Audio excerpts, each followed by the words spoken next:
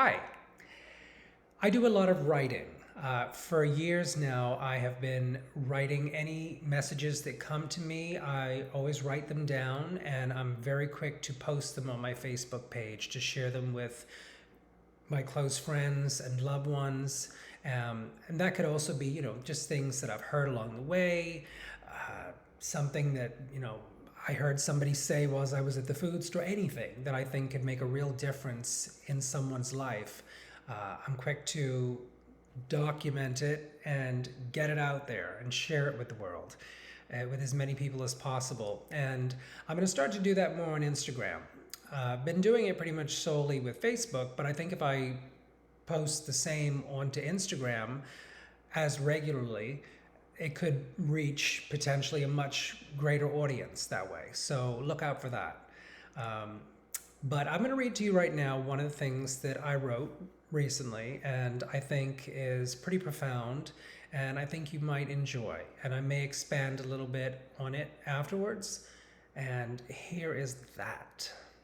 Now, firstly, I want to say anytime that I'm sharing with you and you hear me use the word God, there can be so much heat on that word because, there are so many different communities, right, that people are a part of. Some people are quite religious, and so they will have a certain concept based on what they've been taught through their religion of what God is and therefore what God looks like, right? And then there's the spiritual community that may take a different sort of take on that, may have a different take on that. I think, we can get really hung up on labels. And I never want that to be the case because every time that I share with you, I invite you to hear whatever I'm sharing with you for the first time, which is tricky because anytime we hear something, it is almost impossible for us to not pull our past into our present and then make whatever we're hearing into something that we're familiar with from what we've heard in past. And what that can do is convolute and distort what's being shared with you. So if you have a lot of preconceptions and pre-notions of what you've been taught to believe that this intangible phenomenon that we're always wanting to point to because we're always aware of it and we're always wanting to, commune with it, that we call God, if there is a lot of preconception there for you, sometimes it can distort what somebody, me in this case, is wanting to share with you because what I'm sharing with you, I may be looking at that phenomenon of God from a slightly different angle. But if you are held to needing to see it from a certain angle, then you might not quite get what I'm wanting to share with you. And if that's, if that's what you want to do, then okay. I just always advise you, as much as you can, release any preconceived notion and try and hear. Go ahead for yourself and hear what's being said to you as if you're hearing it for the first time. And bring none of that with you. Because if you don't like anything I share with you, please, by all means, release it. You don't need to take it on. Let it go. If it doesn't resonate with you, either that's not for you. And it might simply be that it's not for you for now, right now. Maybe in the future it will be. Maybe it's just not what you're ready for right now, or anything like that. So I just want you to know, anytime you hear me use the word God, you can interchange that. I invite you to interchange that with whatever makes sense to you. What makes the most sense to me, I say God in my own inner dialogue, but I also say source, like as in that which all things come forth from. And I just find that it's not as heavy and as loaded of a word as God, because the word God has been run through the mud, through all the different religions, and just it can be heavy. It can come with a lot of baggage. People have so many concepts of what God is, and like we can even prove any of that. We can't point to God. Like you literally, other than you can point to me, or you can point to, the wall, and because everything in creation comes from God. It is God. It is all God. Everything is God. Right? But anyway, so just anytime you hear me say God, I invite you to hear that as whatever makes sense to you. So if you want to say source, or if you want to say the universe, or if you want to say the larger part of yourself, whatever works for you, okay? All right. And so here's what I wrote. And that is, to have real peace, you have to come to the place that you want everything that comes into your experience.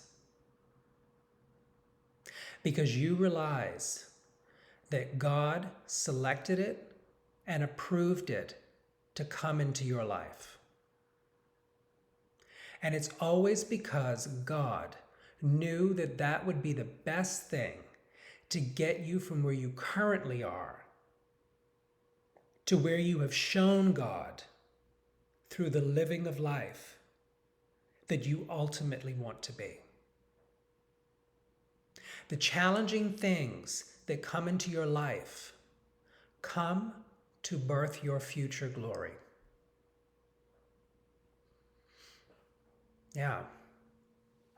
Nothing has ever been birthed into this world that didn't come with pain. That's just ask any mother that's birthed a child.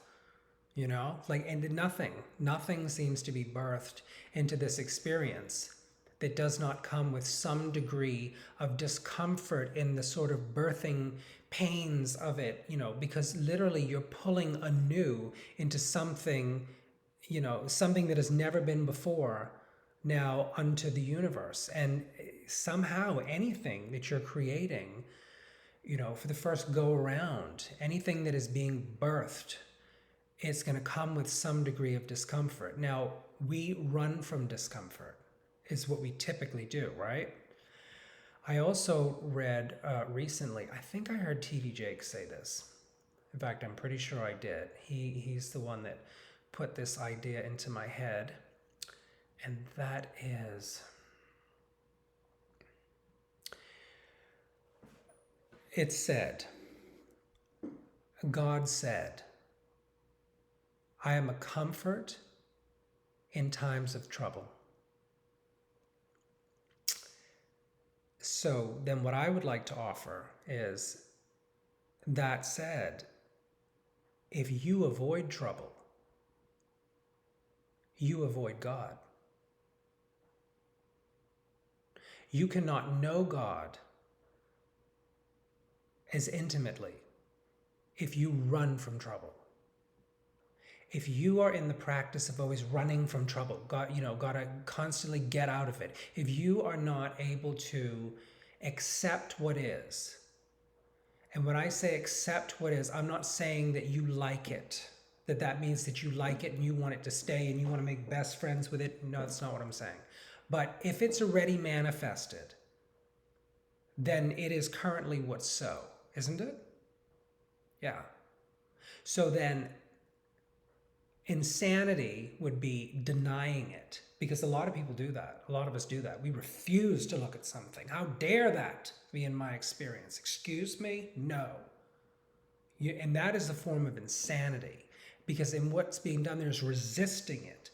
And you've all heard, as what you resist persists. And you know why that is? As you're resisting it, look, I'm putting it, it's taking energy to resist this thing. And anything that you put energy into, you are feeding it. And anything that you feed, it will continue to survive. If you want it to go away, you don't feed it. Because if you don't feed something for long enough, it will die.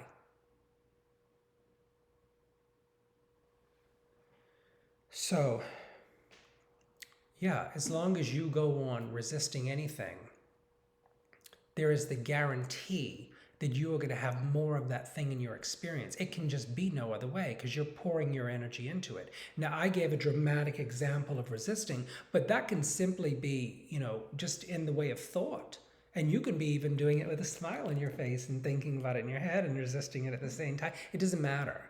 It's just that your thought life, your attention, which is your energy, it's like a currency that you are spending on that thing. And if you really want that thing to go away, you have to put enough space in between you and that thing. It is the only way that that thing will ever come out of your experience, because anything that you give your attention to, it hugs you because it's right there. Anything that you're aware of, you're simply aware of because of it's a projection. It's a projection of your mind. Anything that you know about, anything that you're consciously aware of, is a projection of your mind. You're putting it there because, see, like, the future moment has not yet come. It doesn't exist. The future, by the way, it does not exist. It's not there. It doesn't exist. Right? But how does it get there? And how is it that it keeps, in a lot of cases, showing up as more of the same? How does it keep showing up as more of the same? I mean, it's not there. There's nothing there. It's a void. It's not there. So why is it that, since it's something you don't want, why would it keep showing up as more of the same? For the simple reason that you keep putting it there. And you keep putting it there by the thoughts that you keep thinking. You keep thinking about it. And so then it keeps following you, It's following, it seems like it's following you, but you're following it. I'll say that again. It seems like things are following you. Things are not following you. You're following them because you're the one you're projecting them into your next moment that has not yet come. But to what I was saying as far as, being happy about everything that comes into your experience, I don't think I said happy. What did I say? Because sometimes, a specific word really, there's something to that.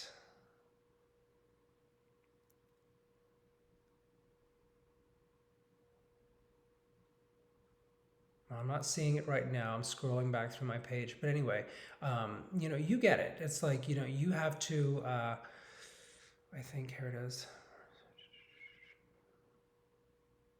Anyway, you have to literally want, though, everything that comes into your experience, because you realize that if it came into your experience, God, that which you call God, the larger aspect of you, which has the bird's eye view of everything, that can see every single avenue and angle to get you from where you currently are to where you've shown it that you want to be. And sometimes you have to drive down a bad street to get to a new area.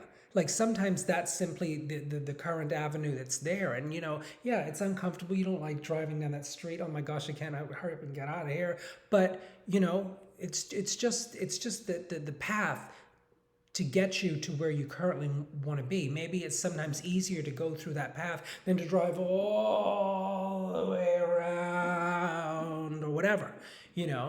God selected that, seeing all of the options, whatever comes into your experience, you can know that God selected that personally. That is tailor-made for you. And how dare we be so arrogant to say, oh no, it's good enough for God. Like God selected it for us. So it's good enough for God. Like God, which, God's ways are higher, let's say, than our ways, because it has this bird's eye view that we don't have. We're like in the forest and we can't see for the trees. How, for us to be so arrogant as to say, no, but I don't want that. Really? It's good enough for God that can see perfectly what's available for you in that moment in time. As far as, the next step, because life is a processual thing. It's the step after the step after the step after the step. That's just the way it works. When you go up a staircase, you take the steps, right? You don't jump from here to there. No, it doesn't work like that. So not in this experience, maybe in the next experience out there on some other planet or something, but in this one, no, that's not how it goes, right? Clearly. So yeah, you get to the point where you want it. You want it all. Because if it arrived, like if it's here, if it got here, it's here for good. Not for good as in forever. For good, meaning for good reason. It is literally to help you. Nothing is otherwise. There is nothing in your experience now or has ever been or ever will be that is not there, selected specifically by God for you to get you from where you currently are to where you have shown God through the living of your life that you ultimately want to be. You know, and some things are pretty damn tough. Like this conversation can sound a little Pollyannic, you know, it really can, because, you know, there are some things that I'm sure you have been through that you wouldn't wish that upon anybody. But if you've lived enough life, like I say at this point, I have lived enough life that as I look back on my life,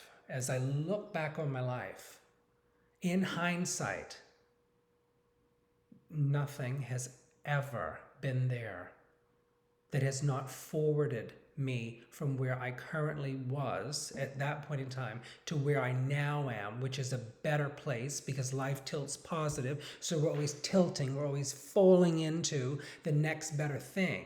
And the only time that it maybe got pretty crummy was when I was resisting and I was holding on and I wouldn't go.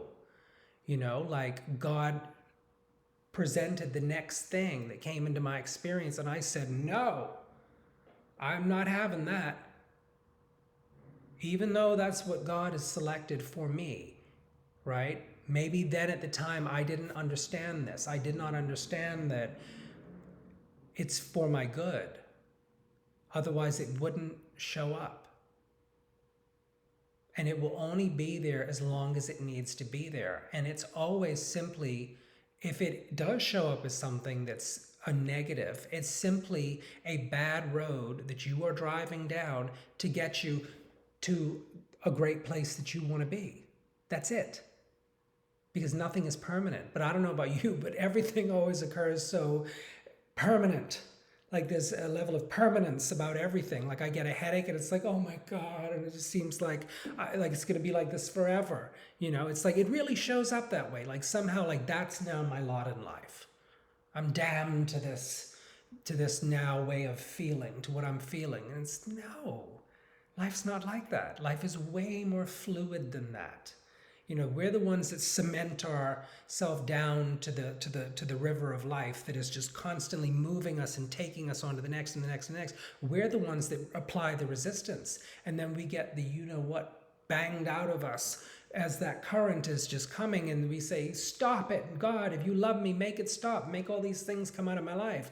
And it's like, it's not about God making the things come out of your life, which in that analogy would be stop the raging current. No, the raging current is life. And you are the one that got the current going to the level and the degree that it's going at that speed and that momentum in all of your asking. Because as soon as you see something that you don't prefer, you automatically know what you do prefer. And then within that, there is an asking.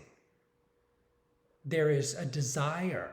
And then God says, yes, and here is the answer. Here is the next step to get you to that desire. But we judge the step. We say, oh, but I know that doesn't make any sense. And you know why it doesn't make any sense? Because it doesn't make any sense to us. With our limited perspective from where we are, it occurs as ludicrous. Like, why would that be?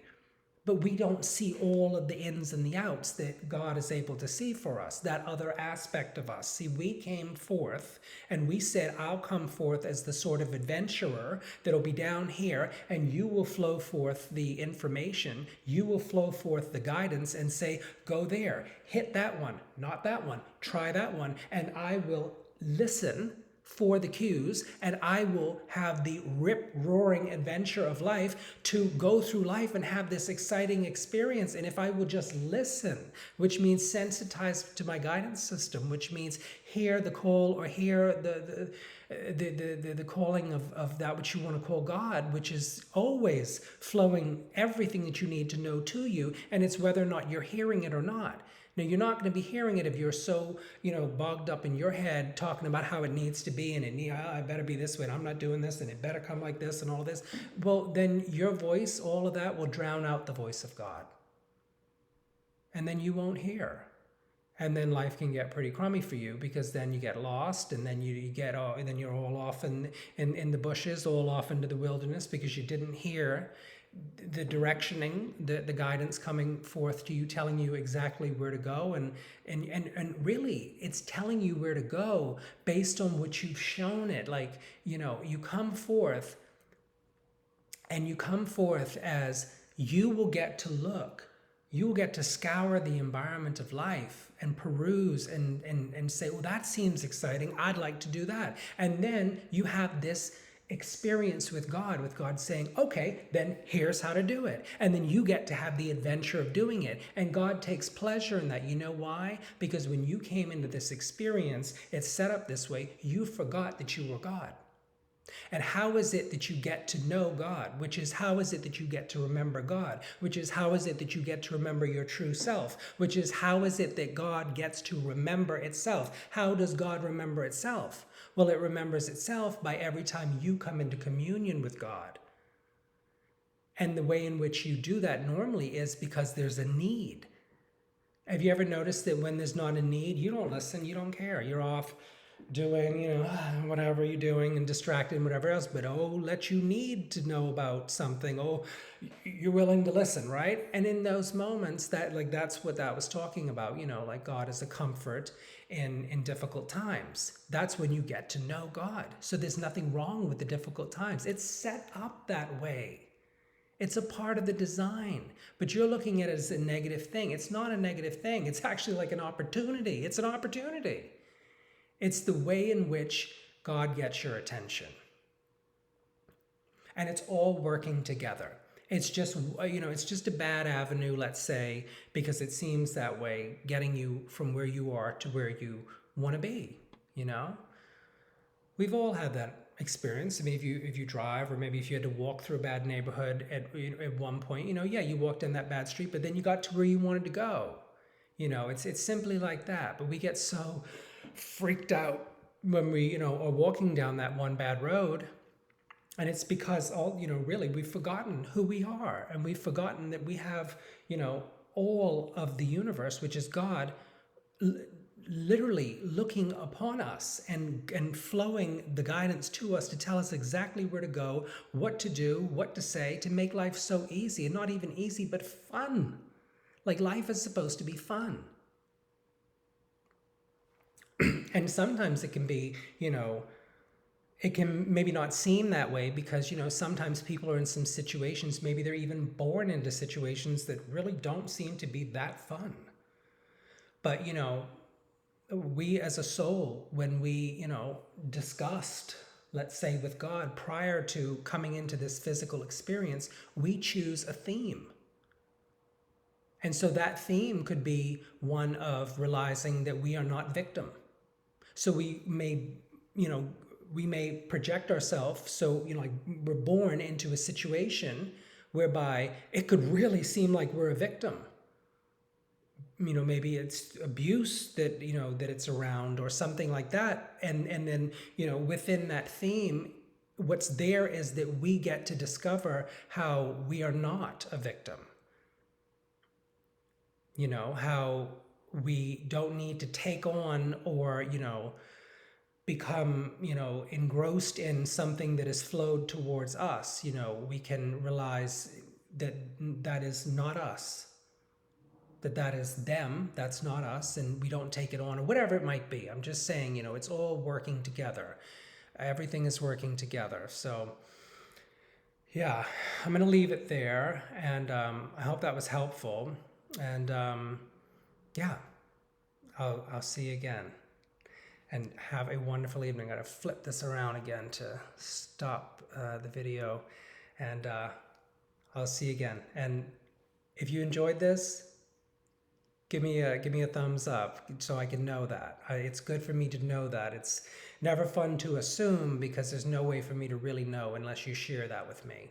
So if the sharing that I've just done with you has been impactful, if it's made a difference for you in some way, and by the way, that last part of what I just spoke about, I get how maybe that it wasn't really clear.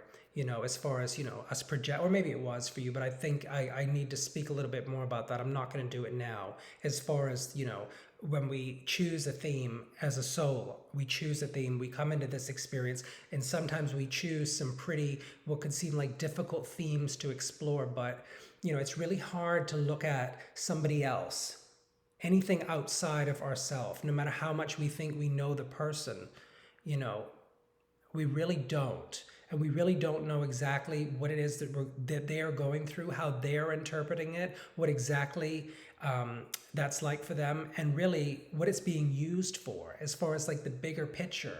We don't know what that is ultimately being used for, like how that will work out later on in their life to then affect, maybe so many others that they then share with, what came out of those difficult times. That, yes, difficult times, but the soul knowing that it is indestructible. The body is the only thing that is, destructible, right? But the soul, no, the soul is not, ever. And so the soul has that level of braverism about it, that it would maybe choose to come into certain situations like that, because there's no harm or foul in it for the soul, because the soul will always be whole, perfect, and complete, right? It just is. And you are whole, perfect, and complete because you are the soul. Like, that is who you are and what you are mostly. You are the body is a very small part of the equation, and then it's the physical construct, which is the personality construct, which is something that has been created, that gives a sort of personality to, then, like, a sort of lens to see life through and to go through life and have that a certain type of experience, because of it. But anyway, I just wanted to clear that up, that even though, like, one comes in and they can come into, like, what could seem like land into a pretty crummy road right away, like they've not even really seemingly had a chance to get off the ground, and already they're driving down this crappy avenue, or this bad area, well, only to then later on get to something that will be better, that will help in some way to expand and evolve consciousness through what they learn, and through the preferences that they come to, as far as not wanting this and then deciding that they would prefer this instead, and then the universe hears that and it flows more attention onto that thing, that desired new thing that is there for them that they would prefer. Now the universe flows energy towards that, and now that sort of thing can be birthed more and more and more into the life experience that others can then be the beneficiaries of, the future generations coming in, let's say, or people that are already there, that can get something like on a grassroots level up and going through what this person was willing to live, through what they as a soul were willing to come into. Or if it's something like something as horrible as some of the events that have taken place in humanity, to adults maybe in their life, later on in their life, that they endured, that can also be, they knew that coming in as a soul, that was going to be a part of their experience, and that it's there for a purpose, and that it could be to wake humanity up out of the slumber that it has been in for so long, in expanding and in evolving consciousness. It would be a catalyst. That experience would be a catalyst for all of consciousness to expand through, and to wake people up, to wake humanity up out of this sleep that it's been in for so long, because we are becoming way more conscious. Just this sort of thing that I'm sharing with you now, years ago this was not available, and certainly not as readily. People were not speaking like this or as much about it. So, it's all working out, and it's all working together, and it's all coming to a better and better and better place, and it will never end. It will go on for eternity and just continue to expand. And, that's hard for our brains to conceptualize, but that's the way it is. So, anyway, thank you very much. I'll leave it there and I will see you again. Bye bye.